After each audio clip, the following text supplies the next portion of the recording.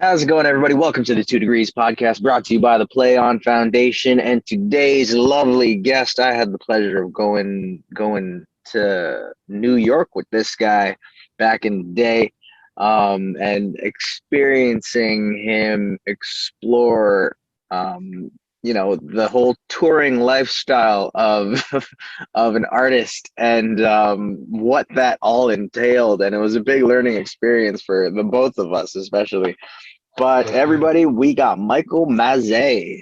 Yeah, what's Michael, going on, everybody? Mr. Mazze. That's it. That's it. It's been a minute, Xavier, man. It's good to see you, brother, and it's awesome It's that you're doing this been, podcast. So thank you for having me on. yeah, no, my pleasure. I've been eager to have you on too, because I'm really curious to dive into the route of music that you've taken, because Yeah, it's not your typical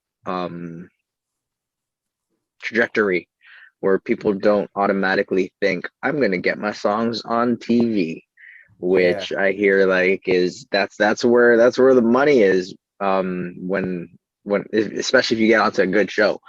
But absolutely. before we dive into that, how you doing, brother? I'm good, man. I'm good. Life is life, man, and just living. And as time goes on, man, things start to get busier. But it's always awesome to be able to connect like this. So thanks for Yeah, having me. yeah, no, my pleasure. What's life been like for you over the pandemic? Yeah, I mean, I think, it's pretty much been rough for everybody. I think everybody kind of is going through the same thing, right? But we're dealing with it, we're coping, and it seems like we're getting to the home stretch right now. So Yeah. we just need to stay positive. Hopefully everything goes well and to plan, and we can get back to some normalcy and everything.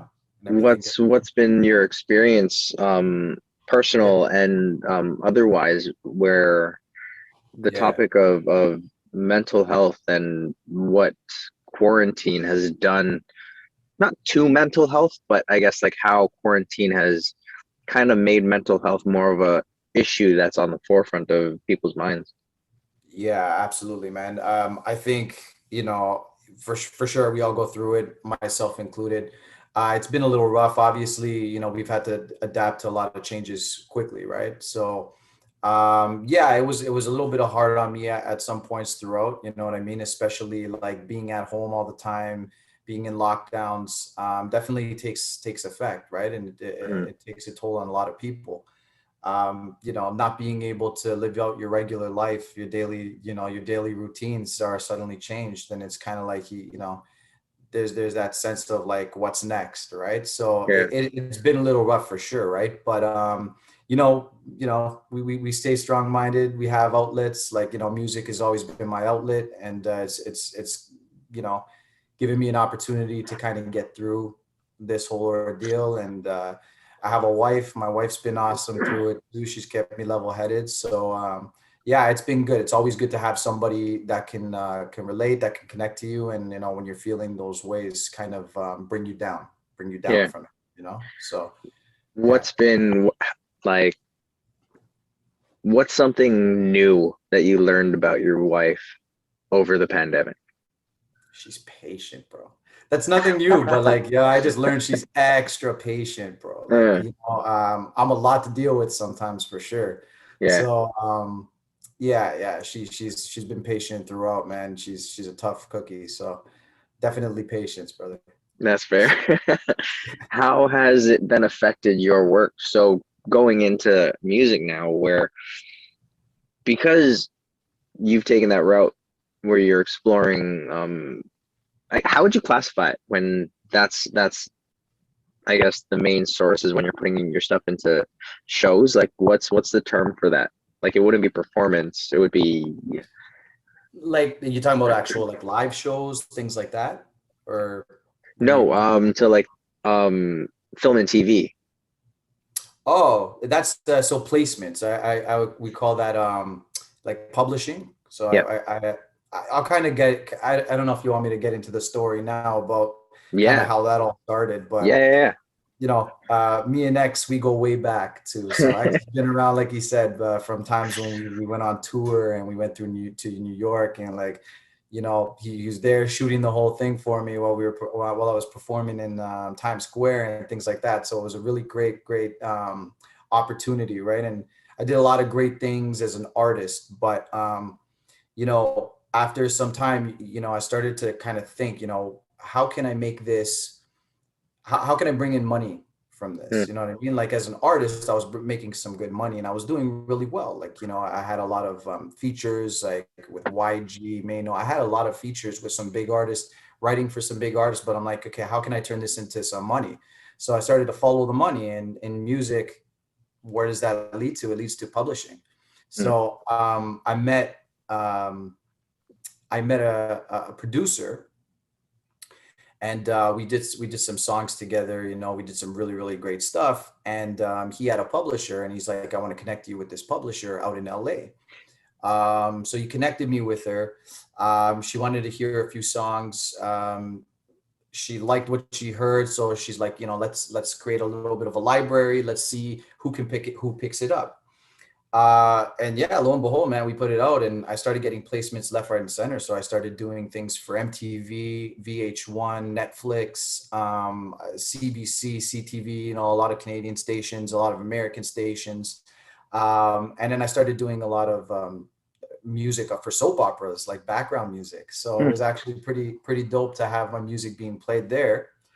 And then, it got to the point where I was getting so many placements, specifically from Young and the Restless. It's Yeah.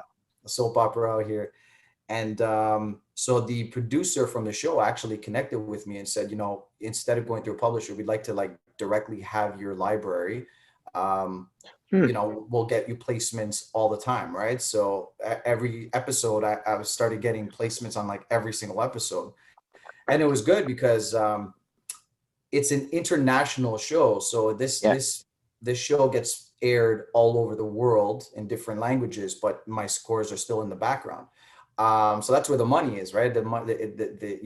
Over time it starts to add up, and I was like, this is great. I can actually start to make a living out of this. So Yeah. yeah, it's helped me buy a home. It's helped me buy a car, and kind of live a pretty good life. Mhm. So yeah, I'm blessed for that. But again, it's all about networking, and if I didn't have that conversation with that producer, who knows what would have happened, right? So it's Yeah. really about being smart, networking, talking to the right people, and seeing what you can do for them and what they can do for you as well. So then with these songs that are getting placed, you're credited as the producer, the writer, the singer, all Yeah, the above? yeah, absolutely. Wow. So Okay. yeah, so it was great, and I have a library of about 400 songs. So That's wild. I'll be getting royalties will be coming in for time. So Yeah. it's kind of awesome that it happened, right? Uh-huh. Um, X as well. Like I've always been a songwriter first. Like Yeah. that's my passion. I've always been a songwriter first, and I've always been like a producer first too. The artist thing came because I started getting a little bit of a buzz. People wanted me to start performing and being an artist, but the passion was always writing music, no matter if it was the Mm. actual instrumentals or the actual lyrics itself. So I think yeah, it was a good opportunity, and I jumped on it. Yeah. How many instruments do you play? So I play the piano Okay. pretty well. I'm learning the guitar. The guitar is an amazing instrument that I'm learning. I think I'm getting pretty good. Yeah. My wife would say I'm good, but I'm working on it. Yeah, so just those two instruments at the time, but like obviously when you're producing, you're using a keyboard, and you kind of have your synths and all your sounds and things like that. So I mix all my own music too, master all my own music, kind of jack of all trades. And that kind of came from when I was young and I didn't have too much money in my pocket to actually go out there and buy beats or Mhm. get a producer or anything like that. So I kind of told myself when I was young, I'm like, I need to learn it all. I need to be a Mm. jack of all trades if I'm going to do anything and proceed in this industry. So I learned all, Pro Tools, Logic, Pro X, all the things, Fruity Loops, and I just started making my own stuff, and started to catch on, and it's working. It's working. Now, to be a producer, especially, I feel like you have to have a certain ear. For sure. Yeah. Um, how did you develop that? Yeah. When I was young, I've always been just influences of music has always been around me, and not just like one type of music or one type of genre. Like growing up, my dad had a great mix of rock, R&B. My dad loved R&B, and he used to play a whole bunch of different music for me, my mom included. So I always had music around me, right? And I was always like amazed by, this story, but Stevie Wonder was actually, when I was 4 years old, was one of the first artists I've ever seen play on TV. And the fact that he was blind and he was playing, and just how amazing he was and the range that he had, I was like, I got to do that. That's where I want to be. So I kind of had all these influences growing up, that kind of led me to really push, and have that ear. You know what I mean? And it's interesting you say that, because it's funny. There's some times where, like, some artists want critiques from their songs, and they always send me their stuff, right? And they're like, yeah, this is the finished product, but I'll hear something and I'll be like, yo, maybe you can, tweak this. And they're like, yo, I never heard of that. I never even heard that before. And I never even thought about adding that. And then they did. And you Interesting. just see the sound just expand. Right. So yeah, it's all the influences that led me to have this ear. You know what I mean? Yeah. Break down your process then for making a song. So Yeah, where does it start? What let's take it from like a source of inspiration first, for and sure. then how does that inspiration translate to when you start playing or start composing? Yeah, no, for sure. So like I'm always writing, right? Mm, So it depends on the day and how I'm feeling, is depending on what type of song I'm going to write. mm, Um, and if we're just talking generally, if I'm just writing something for myself, for my own album or anything like that, it's all based on how I'm feeling. okay. So I'll start with that feeling, and then I'll start with a vibe. So if I'm feeling like something that I want to write something real, something like, emotional, or something about heartbreak or something like that. I'll start to kind of put something together, as far as that sound, as far as instrumental, and then I'll play it back. I'll have it on loop, and I just kind of sit back, What close does my what does eyes. heartbreak sound like then? Got to listen to my album, brother. Yeah, yeah, yeah. Heartbreak, yeah, man. I went through a bunch of stuff in my life as far as heartbreak, just like anybody would. So I wrote a whole album about it, called "Death of a Gentleman," Huh, and I put that out a few years back. I think that was about 6 years, 7 years ago, okay. and yeah, man, that actually really put me on over there. People could relate, and that was at the time where, even The Weekend was getting big and all that stuff. So it was kind of that sound that I unintentionally was going for, but it came to me as just the way I felt, and it was a compilation of, I think, about 11 tracks, Is there is telling there the a story. way to break down like a certain, like for example, when you're trying to encapsulate sadness, you'll flock to minor chords, right? Yeah, yeah, When it that's comes to right. heartbreak, is there an instrument that you go to more? Is there a tempo that you'd hang around? Is there a Yeah. particular note that you'd play with? Where, like, what's going on in your mind? Yeah, absolutely. So when I'm writing a song like that, I kind of like to have, I don't know if I can explain it correctly, but there's like a deep synth with reverb on it that sounds, and it's kind of like I hold my notes. You know what I mean? I Mm, hold the notes. There's not too much going on, because I like to keep things simple, and I like the art to be more about my lyrics. mm, But it's mostly things like that. So if you actually check out Death of a Gentleman, you'll know what I'm talking about. It's those deep okay. synths. Doesn't have to be too much drums, but Yeah. I want that ambient sound to really have more of an impact. You know what I'm saying? And it's so you got that, you got, a lower bass synths going on in the background.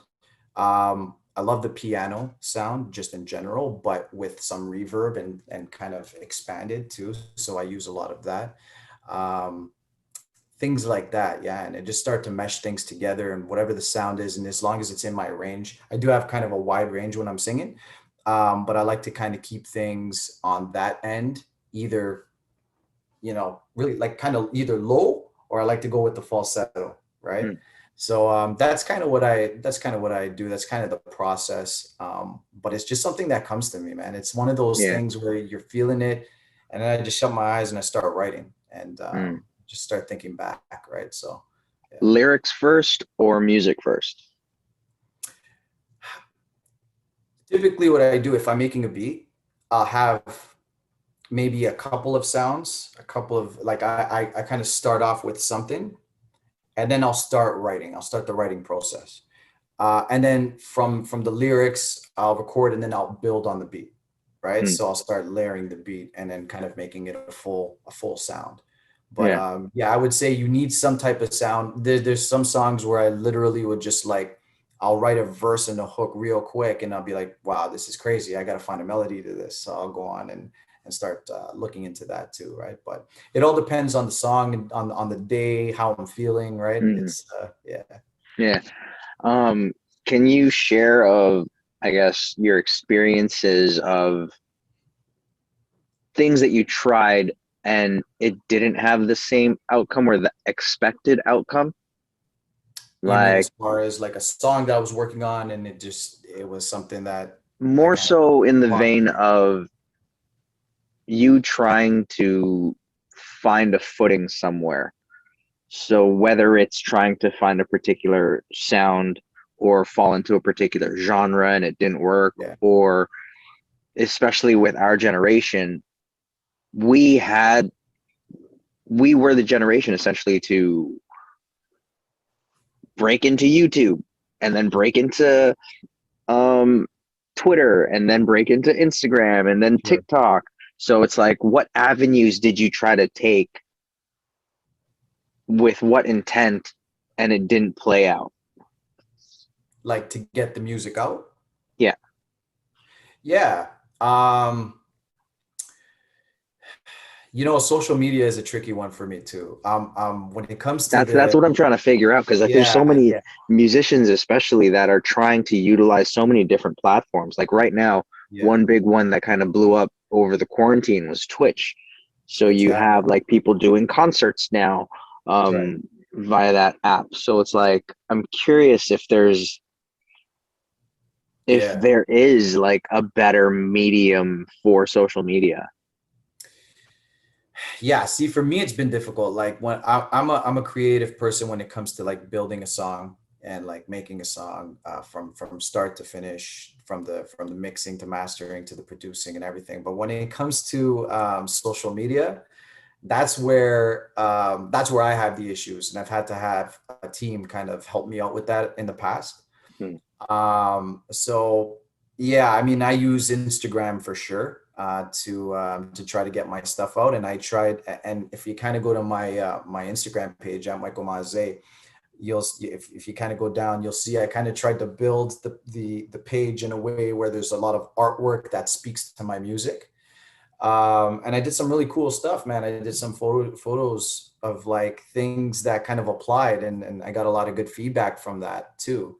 Um, but yeah, man, I'm really bad with social media. I'm so bad. It's like not even funny. But I kind of took see now I kind of took a step back, and like when I put music out, for myself nowadays, I just put it out for myself because and I kind of show some people, and I still do have some of those hardcore fans. But really my main focus nowadays has really been on the background music. I don't mind taking a step back and being the guy without a face, to be honest, because it's been making me more successful.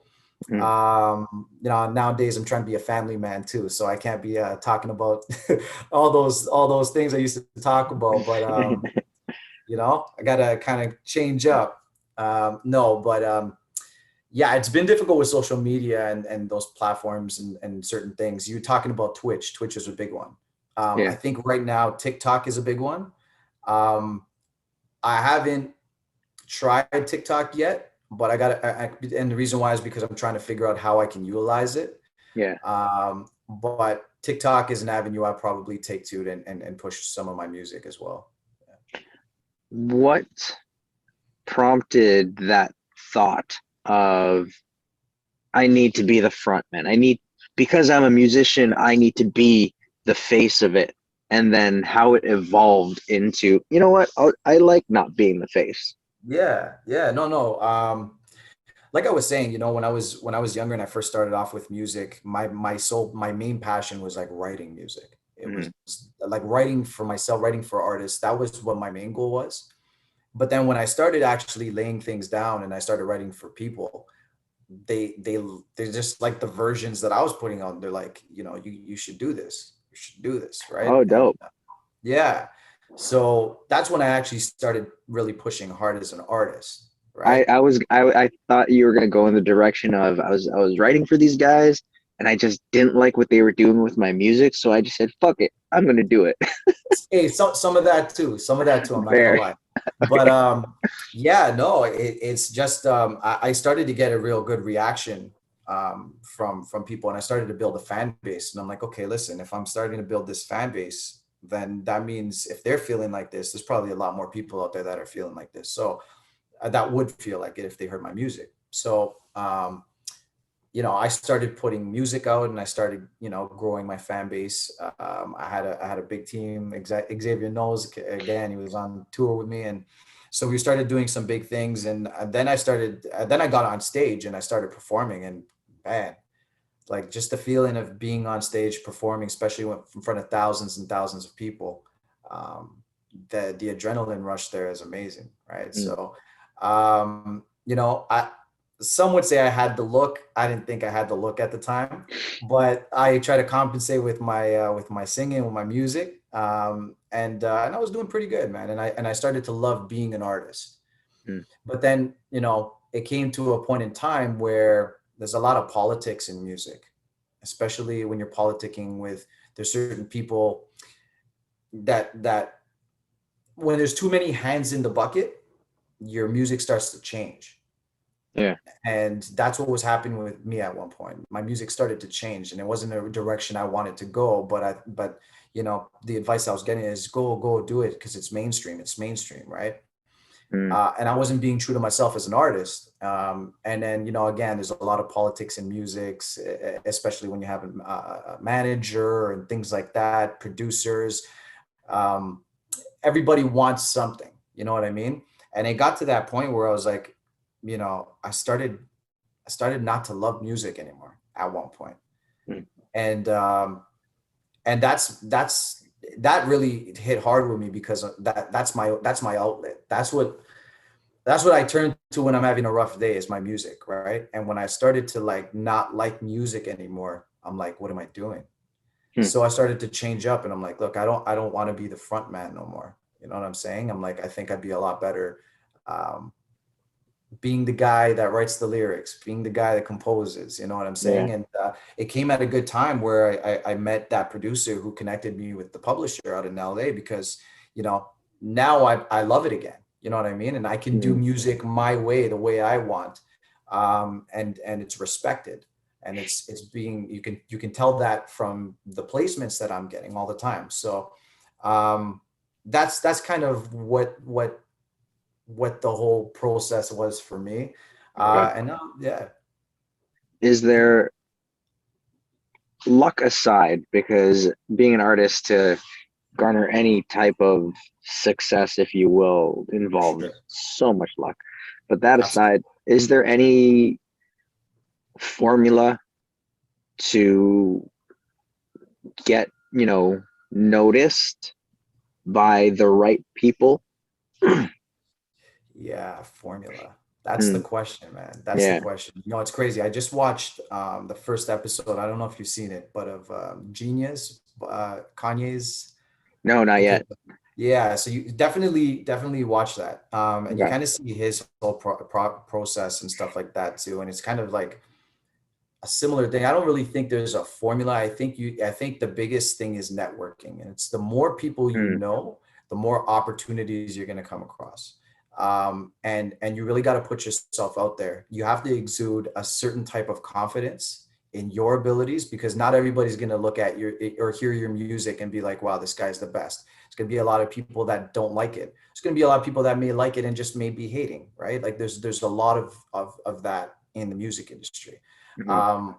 But you need to exude a certain amount of confidence. I think confidence is key, and belief in yourself. You know what I mean? And Mm. as far as formulas, your brand has to be on point too. I think branding is key too, right? If Mm. for me, I love all types of music. So again, back in the day, people were saying, no, you got to go this route and this route only. And I couldn't do that because I love all types of music. And if you hear my album that I put out a couple of years back, called Less Is More, that's just kind of if you listen to that album from start to finish, it's really different music. Every song is different, Yeah.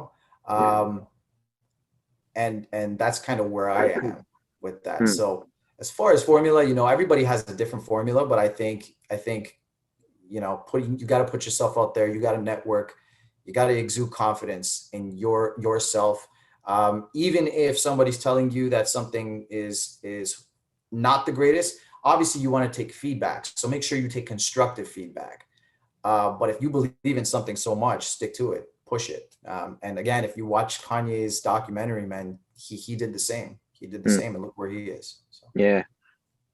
What's your take then, and your opinion on confidence? Because especially as an artist, you need to also carry that level of being humble and humility so you 100%. can take the criticism. 100%. Yeah. So, in your opinion, how did you navigate having this level of confidence, but at the same time knowing that, okay, I need to take this note and this note and this note? Yeah, 100%. For me, number one, being humble as an artist was my main thing. I didn't Mm. want to be known as that artist that was cocky and like nobody wanted to interact with, right? Because you kind of have to have a certain balance. That being said, you have to have that balance with the confidence and being humble at the same time, and you got to be able to take constructive criticism, constructive feedback. But you also need to know when to put your foot down and say, look, this is the way I like it. Um, I'll tell you, and I think you were at this show, X.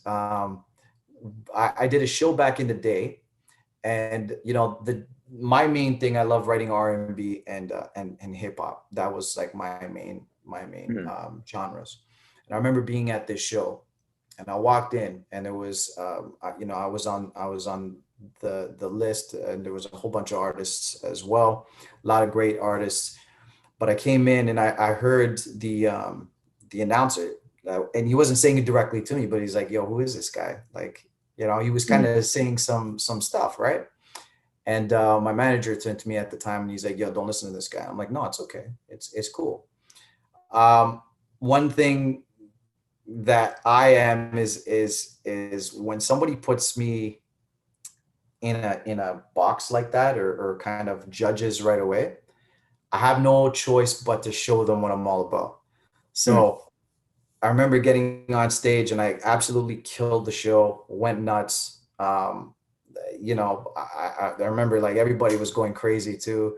I came off the stage. The guy came up to me afterward. He's like, "Yo, you're dope." And I'm like, "Yeah, thank you. And I appreciate you knowing that now. But Mm. thank you for telling me that, because because I told him what I heard. And I'm like, if I didn't hear that, I probably wouldn't have done as well as I did. And I use that as fuel. So that's kind of that's kind of how I made things happen. But you Yeah. got to always be humble. You got to take things as they are. If somebody wants to say judge you at first or whatever, don't let that kind of deter you, you Yeah. know? And yeah. And then, so with your trajectory, like, where do you go from here? What other avenues, aside from now the potential of winning like an Emmy and all that shit? But like, because that's Yeah. the reality of it. Like when you're 100%. when you're placing shit now, that it gets noticed at a different scale. But then what's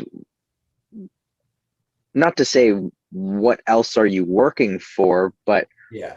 if in a perfect world where you could, just snap your fingers and say this is going to happen, what would you want that to be? Yeah. It's a good question. Um, I think, my ideal, again, I'm a writer, right? I love writing music for artists. So my ideal thing would be, man, just writing albums for some of the best that are out right now. Mm, Like even just being that go-to where they're like, yo, this is the guy I wanted to write the record with, or you know what I'm saying? Like yeah. I had an opportunity. It fell through because he had some legal issues at the time, but I was writing a song for Chris Brown uh, at one point. Um, I want to be that guy. I wrote a song for Sean Kingston before. I've written a song with Mano, YG. You know what I mean? So I just want to be that guy where they're like, yo, this dude is a writer, man. Like, Yeah. he's the go-to. And yeah, maybe one day, man, when a platinum record or something like Yeah. that. I haven't gotten there yet. I'd like that platinum plaque Fair. one day on my wall. But I'm like I said, I'm ambitious. I'm ambitious for sure. But As right you now, should be as an artist. 100%, Yeah. 100%, right? And you should always want to hit the next step. But I think the next step for me really is that, man. I want to write that one record that's like just goes platinum, and it's like I can put that on my wall and look at it every day. I'm like, I wrote that. What's that movie with Keanu Reeves where they're musicians? Oh, that funny one. Yeah. Um, is it Bill and Ted? Bill Is that and what? Ted? Is that it? Where it's like they're where Yeah, yeah, yeah, yeah. they're trying to find the perfect song. Bill and Ted. Yeah, yeah, that's the one. That's the one. Yeah, exactly. Mhm. So, I'm a simple guy too, man. I don't mind. Again, I'm doing a lot I'm getting a lot of placements right now too. So I'm happy where I am. But yeah, writing that one song would be dope. Yeah. Now, with that, because like you putting writing first, and now in the position that you're in with the contacts and connects you have, what would it take to get Bruno Mars to like notice your and Yeah. say, I want Michael? Damn. What would that take? Mm, What is the answer to that? Because mm. if I knew, man, I'd already be writing a song with Bruno Mars. But That's fair. yeah, listen, if you have that formula or that blueprint, Xavier, tell me, man. Because like that's all it is just it's all Yeah, this entire industry is word of mouth that's right. of tips. That's And right. it's like I just wanna, for me especially, I won't be able to utilize that kind of information, but I would love to be in a position to have that knowledge to share with somebody, For right? So sure. it's like when people are For in sure. positions where, you know, it's safe to say like to have a foot in the door Yeah, and doing not even just that, but to be in a position where your art is your income. for sure. For sure. And I think there's so much valuable information that just needs to be mined. And I'm 100%.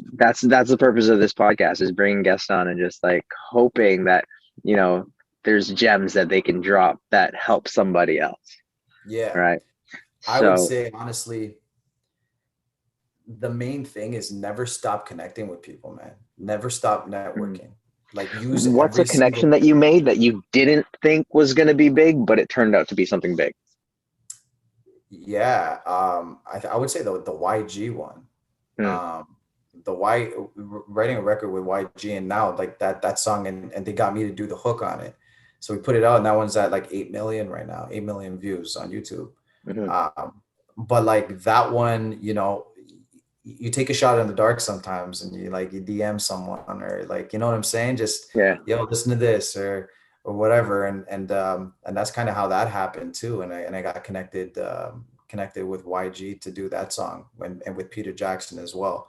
But Was yeah, that the Raptors one? no. So the Raptors one, that's another thing I'll get to too. Yeah. Mm, So I'm a hardcore Raptors fan, huge Raptors fan. yeah, And I got sent a beat one day, and it was just around the time of the Raptors 2016 playoff run. yeah, And I was like, "Yo, like we gotta write a song for the Raptors, man." yeah. Like, so But I that was ended up Peter Jackson, right? that was with Peter Jackson, yeah. Yeah. So I ended up laying down a hook. He spit his verses on it, and we put it out, and that thing absolutely blew up. It became the official Raptors anthem Yeah. for the playoffs, and it was playing in the stadiums. It was playing on TV. I got to perform on breakfast television and all these news stations. Yeah, the song absolutely blew up, and it was crazy. It was the perfect timing too. And I'm a huge Raptor fan, so the fact that I was able to do that was crazy. Yeah. And it got to the point where like even the Raptors staff like had reached out to us and like commended us for it, and they loved the they would even reach out. So that was a big highlight for me too, man. That was Hmm. huge. But again, it's putting yourself out there, right? Like, if we didn't do that, like I heard the beat and I'm like, yo, we got to write a Raptors song. If we hadn't have done that, we probably wouldn't have had that opportunity, right? Hmm. So, in that aspect, the stars kind of aligned, right? But yeah, always keep your options open. Never burn a bridge either. Hmm. The the music industry can be quite intense, Yeah. and there could be a lot of things, but never burn a bridge. Again, always remain humble because people always come back to you and want to help you out. And in that case, that's what happened. Even right now, I laid down a hook for Peter Jackson. He sent it to me like a while ago, so I just laid it down. I did like a rough version to it, and it just was it last week or a couple of days ago? They just dropped the song with Trey Songz singing that version that I did, right? So Trey Songz, Whoa. yeah. So it's like it's dope to hear, right? You have those connections, you made that network, you've done your job, and you have people's ears open, so they do that, and they take it and run. So So then, what are you credited on that one as well then? yeah, For yeah, definitely so credit. and Trey was singing your melody.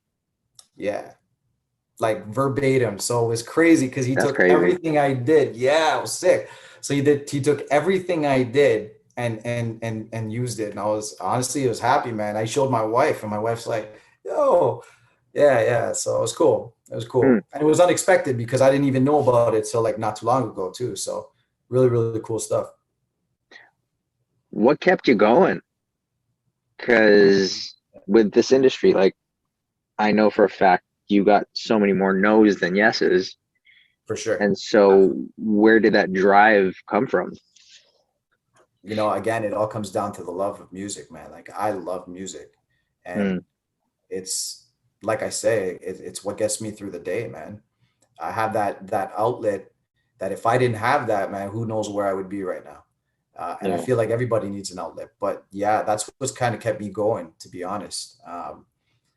Yeah, and I'm always writing. I'm a big thinker. I'm a deep thinker, so I'm always writing something. I always got to get something down.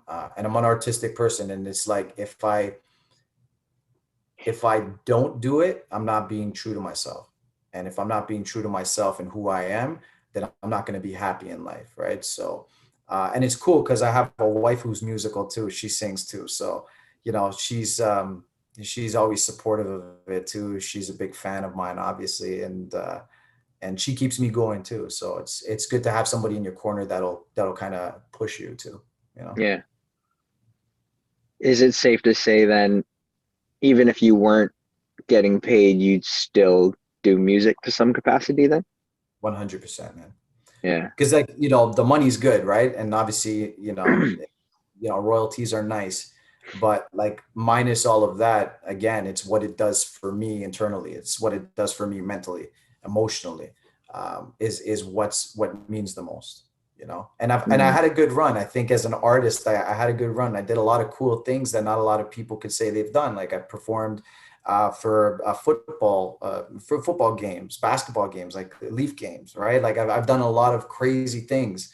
I performed in front of like 15 to 20,000 people at Yonge and Dundas Square. I performed, you know, at Times Square in New York, man. Like, you know, I think I accomplished a lot. You know, I mhm. won some awards along the way too. I think I accomplished a lot. So, you know, even without the money, man, I can say that I did this with my life. Yeah. You know, I can tell my kids that too. So Now, the performance aspect of it, is that still a thing? If somebody said, "Yo, Mike, we want you to perform here," yeah, yeah, you'd still, 1000%, bro. hmm, But not as someone who's going out there to try to be famous. yeah, Just someone who's going out there to perform, man, because I love it. You know what I mean? hmm. Um, and if something were to happen, you know, great, right? But just the passion that I have for music, for singing, yeah, man, I'll never pass up a performance for sure. What's a habit that you have that is just 100% about your music? Where do you carry around a notepad? Do you, if you get a little melody in your head, do you need to just run off to the studio and just lay it down? Like, what's a habit that you have that someone else might perceive as this guy's obsessed? Yeah, obsessed. Yeah. So I have my obviously on my iPhone, my memo pads or my in my notes is where all my music is written. And then I Hmm, back it up like crazy just in case, because then I don't want nobody to take it or anything like that, God forbid. But I'm always like, the majority of the time when I'm on my phone, bro, I'm writing an idea in my memos. I remember even hmm, like being while I was trying to be an artist, I had obviously you have a job and stuff like that too. And I remember on the job, man, I'd be walking around doing my job and still I'm writing lines every time. So I'm always up in my memos, bro, just like hmm. writing a line, dropping something. But something that kind of obsessed about. Yeah, man. When I'm making a record, I'll tell you this, and it's probably the most annoying thing in the world for everybody around me, but for me, it's like it's got to be perfect. When I'm laying down a song and I'm like mixing a song, for example, I can spend like, bro, 3 hours on this one part, and if it's not perfect, I'm spending longer on it Hmm. because that one part's got to be perfect. What Uh, about it makes it perfect? Exactly. That it's just you know when you know, like if I'm Huh. not, it's the emotion. I think it's the emotion it's the emotion in those parts. And if I'm not putting enough emotion, or I feel like I'm just singing and I'm not like singing, yeah, then no, it's not right. It's got to be right. So and it's funny because like I have my wife outside and she's hearing the same part over and over and over and over and over again. And like we'll listen to that song, but anytime it comes to that part, you could tell she's like, heard it so many times, right? But yeah, like that, I'm kind of obsessive compulsive with that stuff. Yeah, That's something that I came across recently where I want to say it was a Kobe speech. It was an yeah, interview where he talks about the difference between people who make it and people who don't. that's And right. it just comes down to obsession, Yeah, where it's like you don't want people that are just interested. You want people that are obsessed. You want that's people that are going to put themselves before, you know, anything else to get this project done. right. And I think that's been a commonality amongst a lot of artists is just they become obsessed with the process that they have Yeah. and it just needs to be perfect to them. So like how do you balance that out? How do you, is there ever a point where damn, okay, I'm too obsessed? Yeah, I mean, I don't think I ever get to that point where I'm like I'm too obsessed. I know Hmm. when enough is enough too, but at the same time, like I feel like if I'm not gonna get that part, then I'm probably not gonna put out that song. You know what I mean? Really? Just that But I one get part's gonna tell you, yeah, wow. and it always comes around. Like there's been songs, man, that I've worked on, that like, I focused so much of my energy on this one part, and I'm like, I just couldn't get it. So I'm like, yo, I put that on the back burner. And it is, you're right, it's an obsession, right? But I got that, that's something that I'm learning too, is like, I can't really be like that so much. And the reason why I'm like that, to be honest with you, is if you think about it, right? Like if I'm putting out a song, that's a 3-minute song, right? That's a song that you're not going to hear once, you're going to play it back. So you're going to hear that part over Hmm. and over and over again. So I guess in my mind, I'm like, yo, somebody's gonna pick up on that. So if it's not right, it's not worth it, you know? So Interesting. Have you yeah, ever revisited any of those back burner projects?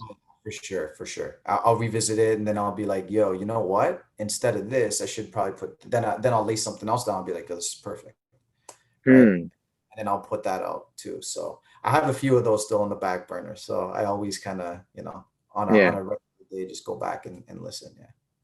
Yeah. How often do you, not how often, I guess, but how easy is it to separate yourself from a project for whatever reason? Let's say, let's say it's your writing. Have you ever been, I guess, thrown off or somewhat slighted? Let's say it was writing and you gave it to an artist and there's a part of you that's just like, I could have done it better. I shouldn't have let that go. Yeah, yeah. I Yeah. mean, like, there'll be things that I do, and at that time, I'm feeling like it's good and done, whatever. And then like you'll hear it back a little later, and you're like, crap, I Hmm. could have added this instead, right? Hmm. But again, like somebody told me too, like if you're constantly gonna do something like that, and you're gonna constantly feel you're gonna be a perfectionist. Sometimes being a perfectionist is a gift and a curse, right? Sometimes it can be a Hmm. curse because if you're a perfectionist, to that degree, you'll never put anything out. If you never put anything out, you're hurting yourself. You know what I mean? Yeah. And you're spending all this time on something that's truly important to you, and you're not putting it out, and you're just kind of like, what am I doing? And I met an art. I spoke to an artist like that before who never put out any of his music because of exactly that. He always found something wrong in every song, right? Hmm. And we had this conversation before, and because I'm similar, but I still put things out, right? I'll get it to a point that I like it and I'll put it out. But he started putting his music out, man. It started to click to everybody, and people started to love it, right? So you Hmm. never really know, like you can't be too stuck in that And obsession. who is that artist? Was it Drake? No, it's a local artist that I used to kind of write with and kind of do some music with, and he's really really Oh, talented. yeah. But yeah, he it's that vicious circle, you know what I mean? Like of Hmm. being stuck in that spot constantly. So sometimes you have to take yourself out of that. And Yeah. I learned it. So now, when I'm doing background music too, there's not such an emphasis as well on perfection because it's Hmm. back. You know what I mean? Yeah. So you don't have to be perfect with everything because sometimes they'll only use like a minute. They'll use 30 seconds of you know what I mean? So I started, like I said, I started pushing things out for placements and saying, look, it's the best that I think it is and whatever is good. And now I have a library of like almost 400 songs that are Hmm. being used and they'll use specific parts. So I kind of got out of that phase and now look what's happening. I put all that stuff out and I'm getting success from it. Right. So I don't really Yeah. hold on to too many things anymore. I put out some things that I like. And I did that for Less is More too, my album. I put some stuff out that I was kind of like, you know what?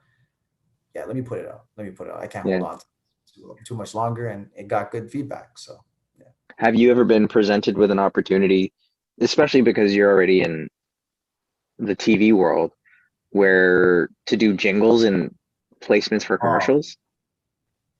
yeah. So here's a story.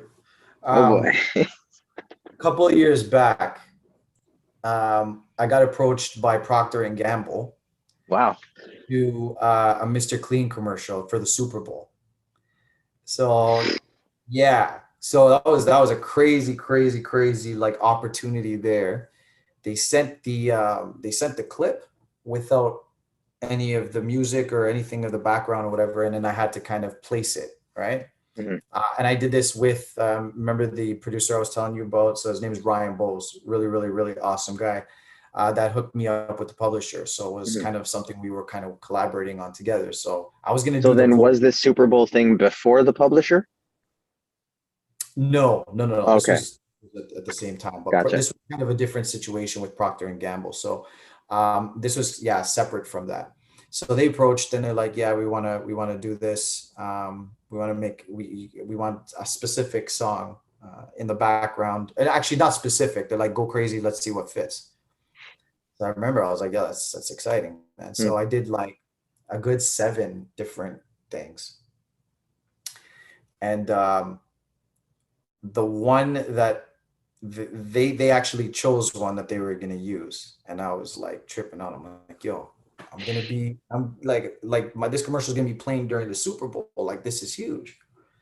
Um, what ended up happening is they changed last minute. They changed the clip, so they changed the actual Um, footage last minute. And then by then it was too late. So they actually just put an already existing song, and then they mm, reached out, they apologized, they paid us, they actually paid us some money for it, but I was like, wow, like that would damn. have been the biggest opportunity ever. And then last minute they kind of switched up Yeah. the whole idea. uh Personally, I think the idea we were going with was great, and I'm not being biased, but I think it was a lot better. Mm, But yeah, that was mm, an opportunity that damn. that would have been incredible. Yeah. Yeah. What's happened with the industry? Has it changed or is it still the same? Because in my opinion, Yeah. it's gone in a different direction where back in the day, um, shows would use songs that were already out. Yeah. Where now I feel like songs are made specifically for shows. Yeah. Is Because that it's cheap. accurate? Absolutely. And it's Uh, cheap, right? gotcha. If they use a already existing song, um, that costs a lot more money for them too, right? Mm, Because of copyright, things like that. So it's almost better for them to have somebody like me or whatever make it from scratch and then pull from my library from publishers, right? So, but I think that it's even better like that. It gives a lot of, independent artists or just musicians in general an opportunity to get their stuff out, right? mm, And again, if that didn't change, man, I wouldn't have this opportunity that I do with all these placements that I've been getting. So yeah, it's definitely a blessing for that, for sure. can you give a ballpark estimate of the cost difference from them to pick a song versus them to make a song?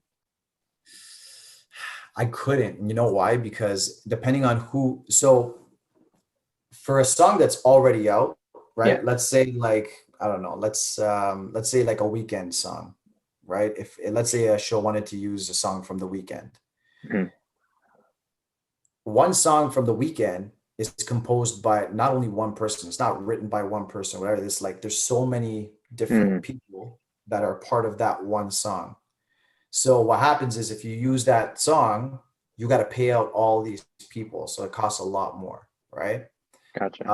And that's why for me, right, if it's me, um, sending out a song, or if it's me and my producer that we both co-wrote something and we're putting it out for placement, that's why they use that, because they don't have to pay so many people, and it's not as expensive for them too, right? Mm, So, and yeah, so it's good for me. I'm yeah, happy. that's fair. I'm happy. Yeah. What's your take then on the state of streaming services where I've heard like it's just a big battle to kind of be able to get more money from streaming services Yeah. as an artist. Yeah, it's not fair. Mm, Like, Yeah, like I mean, I don't rely so much on that anymore about how many I get, whatever, because even on YouTube, you get a couple of thousand views or you get, thousands of views. They're paying you like cents to the Yeah. dollar, right? You're not making too much, like, Spotify, Apple Music, even Spotify, right? But so I don't really rely heavily on that because you really don't get paid out too much unless you're like, getting millions and millions and millions of plays. That's when you're going to start seeing some form of, money that's worth it, right? Hmm. I haven't gotten to that point where, I mean, I have that one from with YG that's like at 8 million. So yeah, you see a little bit off that for sure. Yeah. Uh, but these platforms, they don't pay out as much as artists actually deserve. Hmm. And I'm not sure if you've ever seen on social media, but there's like some memes that actually show you how much like one play gives you, and how, yeah, or how much like 1,000 or 20,000 or 50,000 gives you. Like, it's Hmm. not much. I haven't come across those. Yeah. So I don't really rely on that too much. I put it out on these platforms just for people to actually see and listen to, and have a good time, and download and replay or purchase, just like that. But and also too, they take a cut, like from Spotify, Hmm. Apple Music. They take a pretty big cut. So somebody buys your song from Apple Music or your album, Apple takes they take a pretty big cut. Yeah. So um, again, I rely more on the publishing, man. If you want to make money in your music and you have a good library of music, yeah, find a publisher, send out your music for placements. Yeah, they're gonna they'll take a cut, obviously, because they're doing the work for you. But man, if you land something that's international, Hmm. you're getting paid. You're getting paid, and you're making more money for things that are overseas. So in Europe, something plays in Europe, something plays in Africa or wherever. You're actually getting a lot more money for international plays. Oh wow. Yeah, yeah, Cool. Um, you stress the fact, not really stress the fact, but you go back to the fact that you're a writer first. for sure. Yeah. Um, with that, I'm curious to know your relationship with words. Where did the love of words come from? Do you read a lot? And what does it mean to write? Like what are you trying to communicate through your writing? Yeah. So for me, and even like since I was young or whatever, I had a hard time communicating Hmm. my points, and I was very held back on certain things. And for whatever reason, I wasn't somebody who was very like, not controversial. How do you say it? What's the word when you're not? Conscientious? No, like, I didn't really, if something bothered me or bugged me or something like that, I wouldn't really say it out loud, right? I would just Confrontational? confrontational. Yeah. Like, I wasn't really confrontational or anything like that. If something bothered me, I kind of always held back when I was younger. And I'm not really sure where that stems from, right? But it's Hmm. kind of, well, I don't like to hurt people's feelings, or I don't like to, pour out my emotions like that. So I always, whatever words I couldn't find to say out loud, I would put it in my music, right? Hmm. To make it even more loud and clear. Um, so that was a way for me to kind of communicate how I was feeling, um, through whatever experiences I was going through. And I kind of wanted it to obviously relate to people too, but that's kind of where that happened. And what was the second part of your question, Do X? you read? Are you a reader? Or because as a Yeah, writer, I assume you should have some kind of 100%. Yeah, actually, back in the day too, I used to. I read for sure, but I used to also, like, I had my trusty thesaurus. I would always want to learn new words, because obviously, as a writer, you want to start putting words together. You want to learn more, understand meanings of certain words that you didn't even know about before, and kind of be intellectual in your music too. So that's what I would do. I have my red thesaurus. I think I still have that actually. It's in my box. But and I just used to go through it and just like learn new words. And that even helped me. That helped me as a lyricist for sure, for Yeah, sure. And I heard that even Eminem used to do that too. He used to read the dictionary, he used to read the yeah. thesaurus, like that. So yeah, Did you used to do that then? Because like I heard stories where like Eminem would practice rhyming words that he'd read in the dictionary. yeah, yeah, 100%, 100%, 100%. That's And funny. and then when I heard that Eminem was doing that too, I'm like, yeah, okay, I'm on the right track, right? Yeah. So yeah, yeah, but yeah, that helped me a lot. As far as reading books, I did read a lot of books when I was younger as a kid. I still read some good books too. Actually, hold on, where is it right now? One of the best books I'm reading by far. Hold on one second. If nobody has read this, I urge you to read it. Rich Dad, Poor Dad. Mm, yeah. Great book. Great book. Nice. No, I definitely have that on my list. Yeah. I've heard him talk, and he makes a lot of sense. Yeah, yeah, and you learn a lot about like not letting the money manage you. You manage the money. You know what I mean? And kind of investing and things like that. It's important. But there's a Yeah. lot of really really great stuff in this book, and I encourage anybody to read Rich Dad Poor Dad if you haven't, for sure. Yeah. No, fair. Use two perspectives, right? And you can pick from both. So Nice. for sure. Man, Mikey, so good Yeah, catching up with you, brother. yeah. I wanted I'm to say one thing, bro. yeah. I'm proud of you, dude. I'm proud of you. No, seriously, like, yo, I'll turn on Netflix, bro, and I'll be watching a show, and you're on that show, bro, and like, dude, I get choked up sometimes. I'm not gonna lie, man. I'm like, I even tell my wife, I'm like, yo, that's my boy. So yeah, Man. really proud of everything you've been doing, bro. Really, really Uh proud. You should be proud of yourself too. You should be proud that you're doing this podcast too, man, and you're getting people out there and getting information out there, and having this platform to do it. I really respect it, bro. I really respect you, even from the past, man. You've always been an amazing guy, and blessed, bro. Hope damn. everything. Thanks, man. I don't know if you remember this, but there's two memories that I have Yeah, with you. The first one was going back to like you talking about being how humble you are, where when we were at the border and they were asking for a visa, because if you're going to be performing, you need a visa. And then you were like, I just have a MasterCard. And, yeah, that was good times, bro. That was good. um, You even and had that then camera. I don't know if you remember but you were filming a music video one time and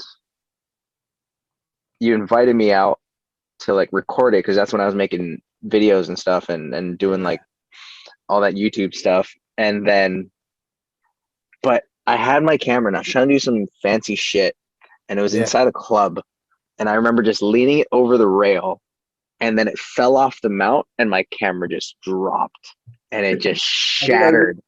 I think And I do then, remember that. Hold on, what club was that at, bro?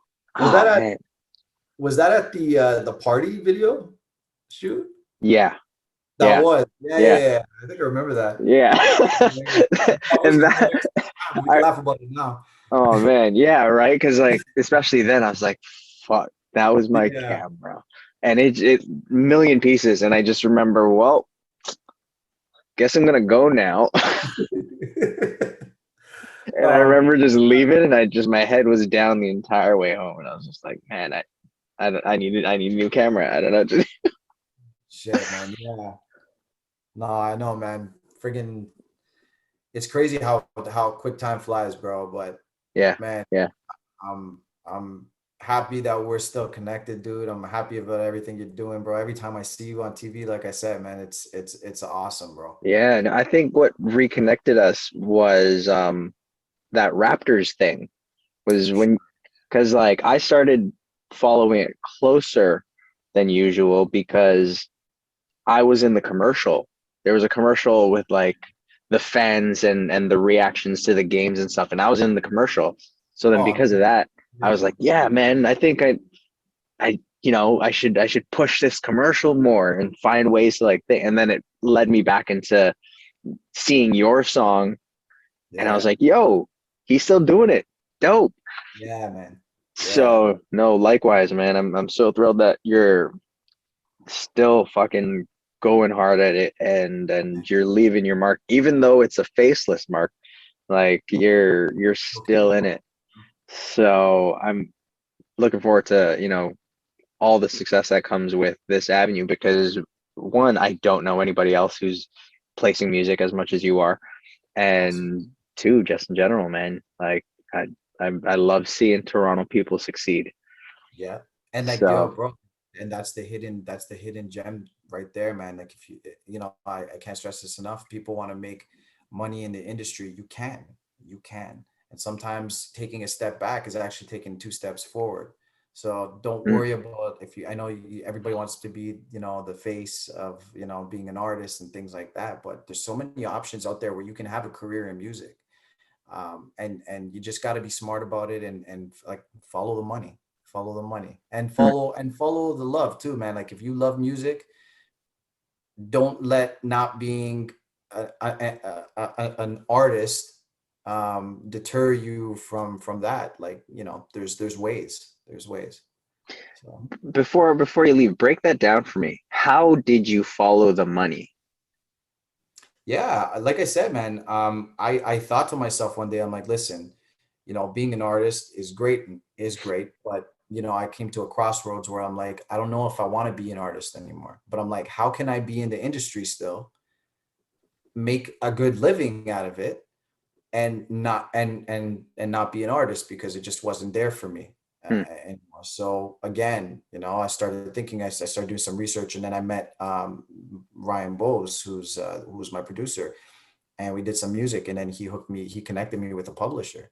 So publishing is important, man. Like that's where the money is in music. And So you stumbled on the money and realized this is the better route. You didn't like sit down and think different avenues of which way is better.